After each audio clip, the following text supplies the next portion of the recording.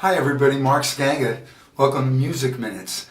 I'm very excited right now to be sitting with the First Lady of the harp guitar, the lovely and talented Muriel Anderson, who is a certified guitar player.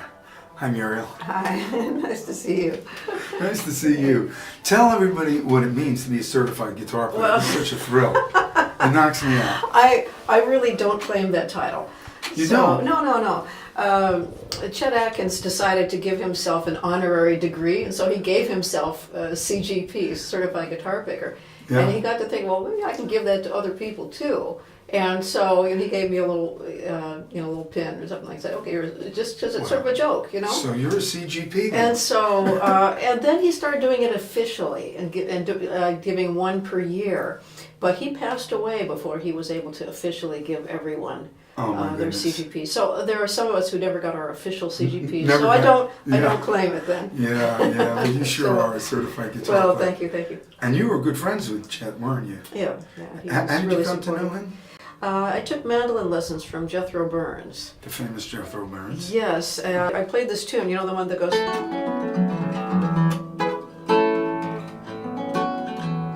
That one, Nola, yeah. And Jethro said, "Oh, you gotta meet my brother-in-law, Chet Atkins. He recorded that song." Wow. And so that's how the introduction was made. I understand that you studied the classical guitar. Did you start off with classical music? No, a lot of people think I did, but I was the one kid in the family who didn't like classical music, you know? And I started with folk and bluegrass and then joined the school jazz band and liked international music. And the only way to study guitar in college was to study classical. So I came to it late. I'd been playing since I was 7 or 8.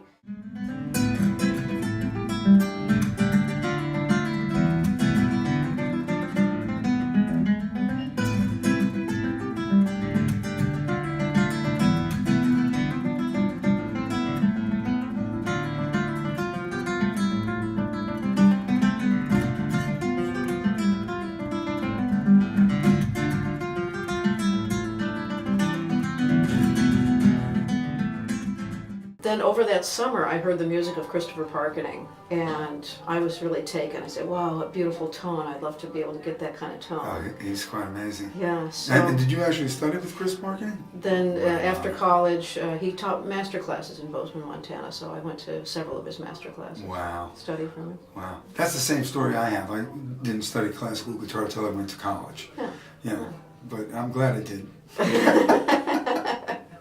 Yeah, because you're one of the only other nylon string players that I meet in these fingerstyle summits, and I know that you won the national fingerpicking, right? When it was still called national. I was the first nylon string to win that. You were the first one. First Okay. nylon string, but there's a number of pickers now who play fingerstyle on nylon string. Yeah. Yeah. It just didn't look like they liked us so much for a while. For a while, yeah.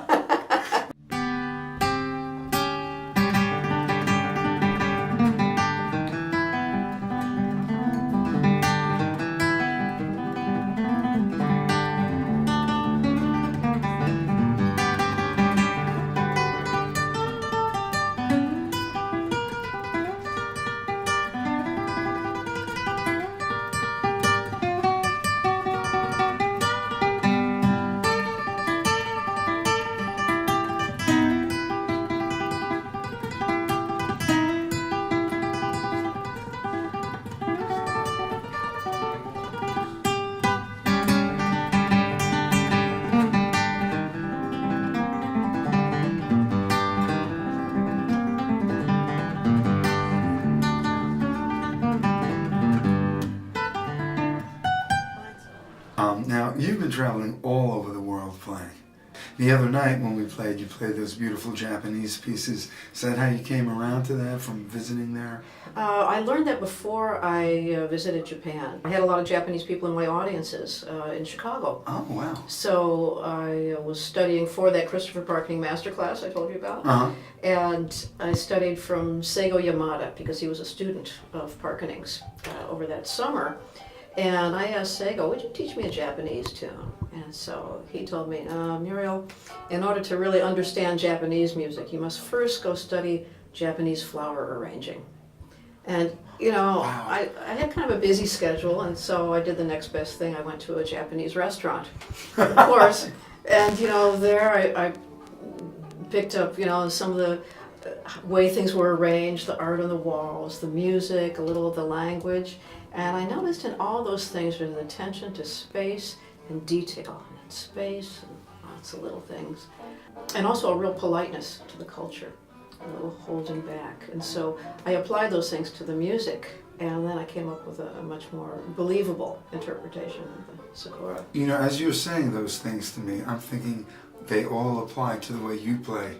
Not just the Japanese pieces, but rather than being an overly showy player, you're someone who plays with space and attention to the smallest details. Well, it's the details that make the music. Isn't it? So if you're doing Sakura, I don't usually play it on this instrument, but you know, the melody will go like this. So instead of doing that, I'll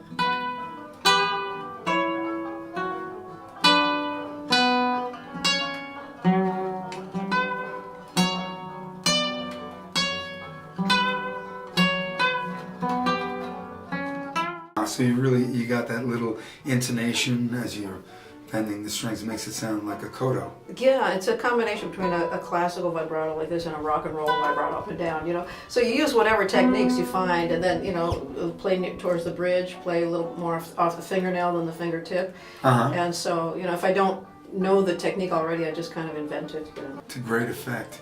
Now you're sitting here playing this gorgeous harp guitar, and I know harp guitar is one of your big things. Tell us a little about the harp guitar and how you came to it. When I started classical in college, you know, for the first time I was playing like little Bach pieces. And in my mind I was hearing this note. Yeah. Right? I was hearing an octave lower than what I had. I kept on reaching for these notes that weren't there. And I started writing tunes, reaching for notes that weren't on my guitar. And I'd seen pictures of a harp guitar. I said, that's what I need, is something with low resonating bass strings. And I heard this guy named Michael Hedges played one. So I went to a Michael Hedges concert. I felt a little out of place. It was a rock club, and I saw an older couple who looked equally out of place. And so I sat next to them. And it turned out that they were there for the same reason, to see this instrument, because his great uncle had built that instrument from the Larson brothers in Chicago, and they were writing a book on the instruments. And so while we were sitting there, he asked me to record the music for Guitars and Mandolins in America, that book, and got to play my first harp guitar. Wow, how exciting. And now, who made this guitar? This is made by Mike Doolin in Portland, Oregon. It's really extraordinary, and it's unique because it's the only time I've seen a harp guitar that had a nylon 6-string to it. Is that common? Is it, or? There aren't very many that have nylon. I originally had it built as a travel harp guitar, a practice harp guitar, so I could learn to play it, because the full-size one was too big to take with me anywhere. Wow. And so I said, well, make it small enough to fit in the overhead bin, so it's tuned a step higher. And I said, well, make it with nylon string so it won't wear away my fingernails, so I can still play the flamenco and the classical. And so that was initially just for practicing it. And then I found, wow, it has this whole lute-like sound. Yes, it does. And then it was after I recorded the Harp Guitars Under the Stars CD with John Doan. It's 2 harp guitars. John has these super trebles on his, and I saw the light. I said, I'm going to have one of the super trebles. So this is my second Mike Doolin harp guitar, and this one I had him add the super Yeah, treble. that too. Are the bass strings also nylon strings? These are nylon strings, but the trebles are steel strings. So it's one of the few instruments that has both nylon and steel. I guess that would be very hard to get that kind of pitch from a nylon string, wouldn't it? I think it could be done, so I'm curious. I might try to I love do the that on my sound next of one. these super trebles. Yeah, so they have they're that. lovely. They're very ringing. Yeah. Wow, so beautiful.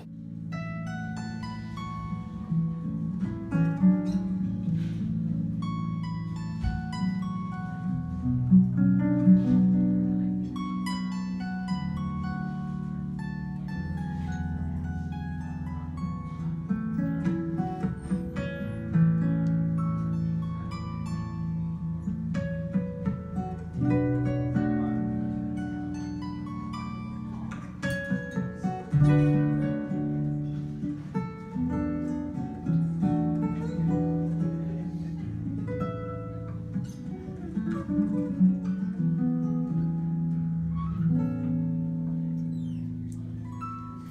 getting a lot of attention on your new album. Well, 2 new albums, right? That's right, it's Yeah. 2, isn't it? Nightlight and Daylight. And you've got an unbelievable cast of characters on this, don't you? Well, it was just an album that had no time limit and no budget. I said whatever every song needed, that's what it was going to get. And I took 2 years in recording this. And Wow. when it was calling for some strings, I hired the Nashville Symphony Strings. And when it was calling for a little Stanley Jordan and Earl Klug back and forth jam, I hired Stanley and Earl. How exciting. And it's got Tommy Emmanuel on there and Victor Wooten, a lot of Phil Keggy. So Phil Wow. helped me out a lot with this CD. He just did a beautiful work on there. And my favorite singer, Mark Kibble from Take 6. Yeah, they're fantastic. So really, they really just poured their hearts into it. And it started out as a album of lullabies for my best friend's first baby. Okay. And then, of course, it turned into a second album of music to wake up to, more for the parents, you know. And so that's how it kind of evolved.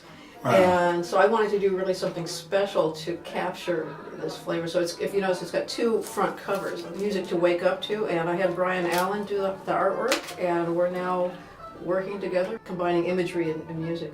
That's So that's fantastic. the music to wake up That's- to, and then you flip it over for the music to go to sleep to. Now, there's something special about this album Okay, now cover, push isn't the moon on there? Push the there. moon.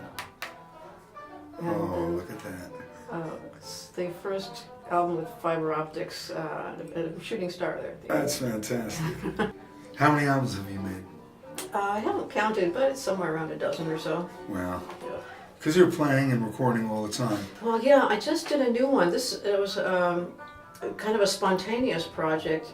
We went to see the solar eclipse. Did you see the eclipse? I did see it. It was Oh. partial where we are in New Yeah, we Jersey. had a total eclipse in Nashville, Oh, and it wow. was such a cool experience. Brian took some fantastic photos, and I said, well, why don't we share this? And I was sitting there on the hillside playing harp guitar during this whole event, and people were saying, well, play moon dance, play moon shadow, and play night lights. And so I was playing, you know, kind of accompanying this whole experience. So we captured that in a new greeting card. The pre-release is out. It'll be out on officially on February 2nd. If you go to my website, you can pre-order them. And that's MurielAnderson.com, right? Yes. And I'm looking forward to our set in a few minutes here Okay, looking forward at to the it too. Woodchoppers. Thank you, Muriel. Thank you, Mark. God bless.